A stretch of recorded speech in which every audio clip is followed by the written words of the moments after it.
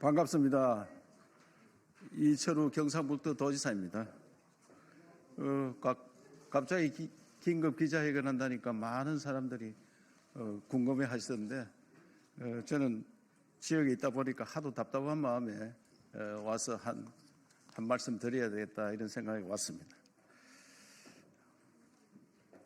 존경하는 국민 여러분, 저는 2018년 경상북도 도지사로 선출되어 지금까지 경북의 힘으로 새로운 대한민국이라는 슬로건 아래 지역에서부터 혁신으로 저출생, 지방소멸 등 국가적 난제를 풀어 국민과 나라, 역사의 보탬이 되고자 노력해왔습니다.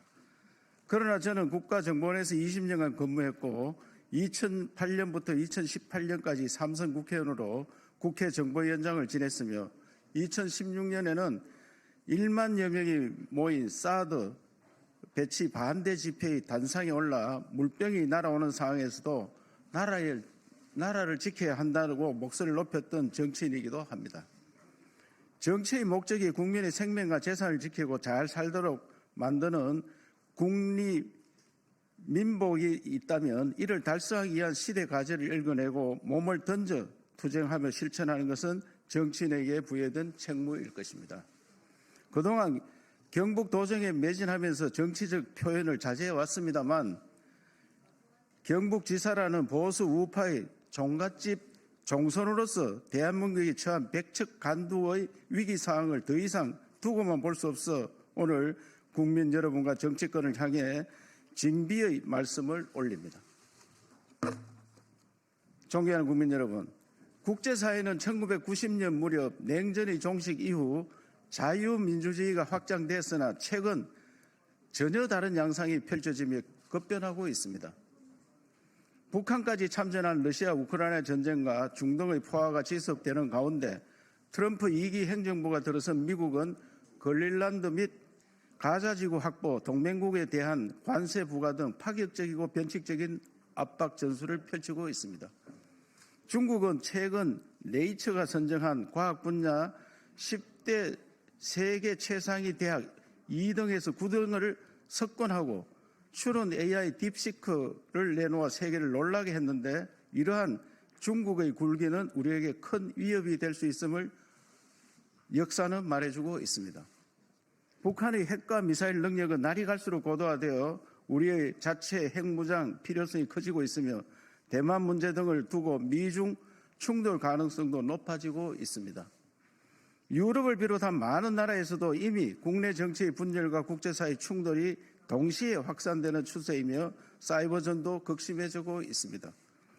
프란시스 후쿠야마는 역사의 종말을 통해 이념 전쟁은 냉전 시대를 끝으로 자유민주주의 승리로 끝났다고 주장했으나 분열과 갈등이 종말되는 것이 아니라 새롭게 시작되고 있는 것을 우리는 목격하고 있습니다. 나라 안팎으로 새로운 힘이 태동하고 작용하며 이 앞 집산에 또 다른 권력들이 형성되고 강화되면서 냉전 종식 이후 35년간의 평화 시대가 저물고 다시 생존의 시대가 도래 중입니다. 이러한 시기에 국민을 단합시키고 외세에 지혜롭게 대응하지 못하면 우리에게 상상하지 못한 대규모의 위기가 닥칠 수 있습니다.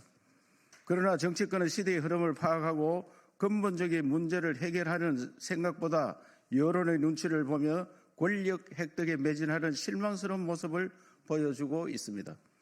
심지어 일부 정치인들은 반국가 세력에 대한 우려를 망상이라고 폄하하거나 우리 사회가 마치 외세의 개입 없이 평화 속에 있는 것처럼 국민을 속이고 있습니다.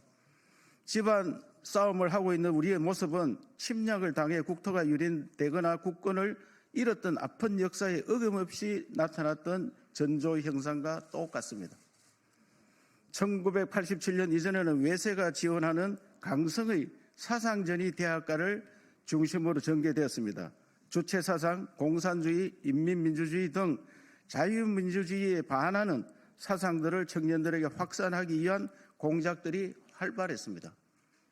2000년대 들어서 이러한 사상전은 사회 혼란과 분열의 핵책, 대한민국 역사 부정, 공동체 정신의 약합, 남녀 갈등 유도, 피시주의 확산, 자아편향 교과서, 반민주주의 사상에 포섭된 인물의 국가주요기관 진출, SNS를 통한 선동과 심리전, 선거 개입, 해킹 등 전자전, 정보 첨단 기술 탈취, 대기업에 대한 공격 등 다양한 형태의 연성사상전으로 진행되고 있습니다.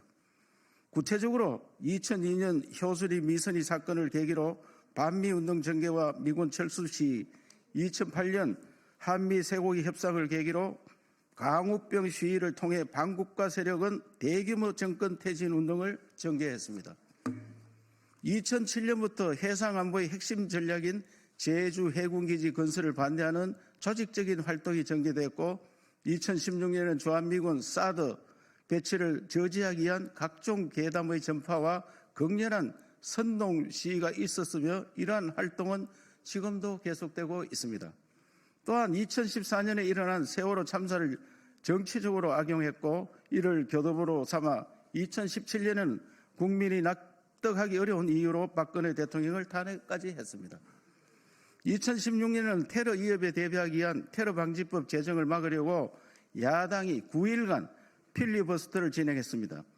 당시 통과시킨 테러방지법에 의해서 정부는 우리 국민을 테러로부터 안전하게 보호하고 있으며 야당의 주장과 달리 지금까지 테러방지법에 의해 국민의 기본권이 침해되었다는 이야기는 들리지 않고 있습니다.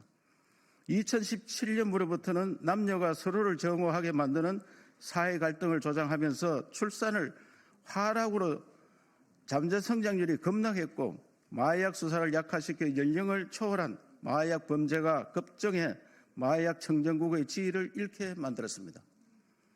게다가 사이버전으로 디더스 공격 및 해킹 등을 통해 국가기관을 위해하고 댓글 부대를 통해 국내 정치와 여론에 개입하는 움직임이 확대되고 있습니다.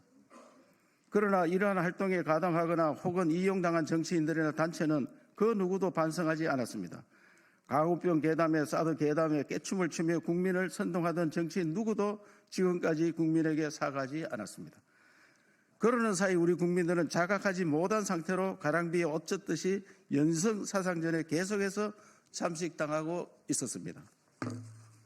국가 혼란을 획책하는 반국가 세력의 의도대로 스스로 대한민국을 폄하하거나 우리끼리 갈등과 반목을 지속하면서 헬조선을 애치고 있었습니다.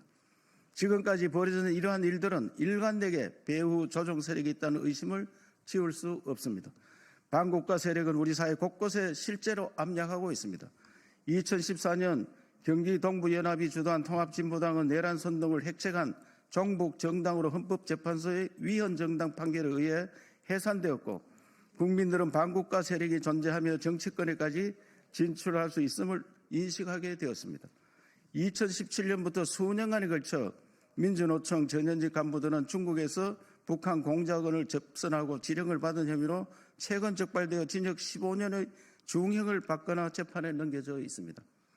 2024년에는 최소 10차례 북한의 지령을 받고 미국 스텔스 전투기 F-35A의 국내 도입 반대 활동을 벌인 청주 간첩다 사건이 있었고 우리 군의 블랙요원 신상 등 군 기밀을 7년 동안 유출시켰던 스파이가 적발됐으며 중국인이 미 항공모함과 국가정보원 청사 제주공항을 촬영하다 적발되는 사건도 있었습니다. 2014년 8월부터 국가 핵심 기술 장비 설계도를 빼돌려 이메일로 북한 공작원에게 보낸 간첩이 지난해 11월에 적발됐습니다. 사정당국은 최근 수년간 북한이 화성 18형 등 대륙간 탄도미사일 기술을 비약적으로 발전시킨 배경에 위와 같은 간첩 행위가 있다는 합리적 의심을 하고 있습니다. 그러나 좌파 정치권은 이러한 반국가 세력을 감시하여야 하는 국가정보원의 국내 정보 수집과 대공수사권을 폐지시켜 오히려 간첩 수사를 어렵게 만들었습니다.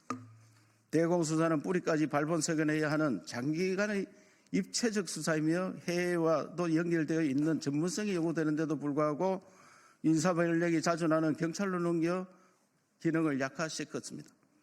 급기야 반국가 세력은 이번 윤석열 대통령의 비상계엄 선포 행위를 자의적으로 내란으로 규정하고 여론전을 펼치고 있습니다. 현직 대통령을 내란 수괴로 지칭하면서 적법 절차도 어기고 막무가내로 체포하여 탄핵 속도전에 나서는 것을 보고 국민들은 이것은 무엇인가 잘못되었다는 생각을 하며 오히려 사상전에서 깨어나는 계기가 되고 있습니다.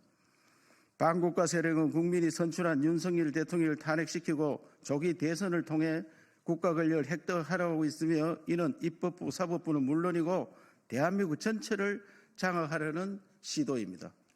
이에 실패하여 탄핵이 기각되더라도 강도 높게 세력화하며 계속해서 대한민국을 흔들 것이 분명합니다.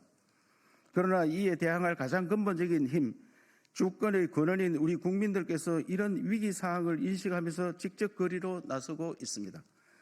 20여 년간 이어진 연성 사상전에 의해 이해할 수 없는 일들이 축적되면서 사회의 작용화와 좌파 권위주의에 대한 불안감을 느끼게 된 국민들이 이번에 벌어지고 있는 대통령 탄핵 시도의 과정을 보면서 체제 전복의 위기임을 절감한 것입니다. 이에 다수의 국민이 특히 공산주의로부터 대한민국을 수호하고 산업화와 민주화를 이룬 주역인 우파 대다수가 70년 만에 스스로 봉기하여 대중운동으로 확산하며 세대와 지역을 가리지 않고 들불처럼 퍼지고 있습니다. 이미 입법부 등 우리 사회 주요 거점 곳곳을 장악한 좌파는 이러한 국민의 저항을 극우 세력 준동으로 매도하면서 의미를 축소하고 진지전을 수행하고 있습니다. 존경하는 국민 여러분, 지난 70년간 대한민국이 만들어낸 한강의 기적은 해안을 가진 지도자가 구축한 한미동맹을 바탕으로 전쟁을 억제하고 내부 분열을 획책하는 외세를 억누르면서 지도자와 국민 모두가 한마음으로 피땀 흘려 만들어낸 위대한 역사입니다. 그러나 이렇게 발전한 대한민국의 사상전에 의해 순식간에 나라가 무너질 수 있는 사상 누각의 위기에 처해 있다는 것, 외세의 적도 다양화되고 공작도 다각화가 되고 있음을 분명하게 깨달아야 합니다. 지금 국민 모두의 힘을 모아야 할 시급한 과제는 대한민국의 국가안보 시스템을 대대적으로 재정비하여 국내의 반국가 세력을 막아내는 일입니다. 국가정보원, 군, 경찰의 대공수사 기능 체계를 다시 강화시키고 정비하여 사상전과 사이버전, 기술 유출, SNS 심리전 등에 대응하는 국가안보의 방어막을 재구축해야 합니다. 군사기밀을 탈취한 간첩죄로 처벌할 수 있도록 하자는 법률안에 반대하거나 지연 전술을 펴는 쪽은 국민이 나서서 심판해야 합니다. 폭주하는 권력을 견제할 수 있는 헌법 개정안을 만들고 통과시켜 반국가 세력 이 특정 권력의 진실 구축에 나라를 어지럽히지 못하도록 해야 합니다. 친미 친중으로 국민을 분열시키거나 진보 보수로 나눠 내전을 치르자는 이야기가 아닙니다. 국가 안보를 튼튼히 하는 것은 외세와 반국가 세력으로부터 나라와 국민을 지키는 일이므로 대한민국 국민이라면 진영에 상관없이 지지하고 추진해야 할 너무나도 당연한 일입니다. 우리의 선배 동료들이 피땀 흘려 만든 이 나라를 지키고 자손들이 안전하게 살아가기 위해 필수 불가결한 시대적 과제로 국민 모두가 바라는 갈등의 치유와 국민통합 초인류 국가로의 전진에 나서기에 앞서 기초를 다지는 선결 과제인 것입니다. 국가안보의 기초를 다진 후에 그동안 반국가 세력에 의해 치밀하게 기획되어 진행되어 온 우리 사회 분열을 치유하고 국민 모두가 다시 한번 합심하여 자유, 평화, 행복, 번영의 초인류 국가로 나가는 길에 전력해야 합니다. 무엇보다 성장을 가로막는 규제 법령들을 대거 폐지하고 행정부를 개혁해 기업과 청년의 과감한 도전과 성공의 기회를 확정해야 합니다. 청소년들을 다람쥐 쳇바퀴 돌듯 혹사시키는 사교육을 철폐하고 차기적인 세계적 리더로 키워낼 수 있도록 공교육의 파괴적 혁신을 추진해야 합니다.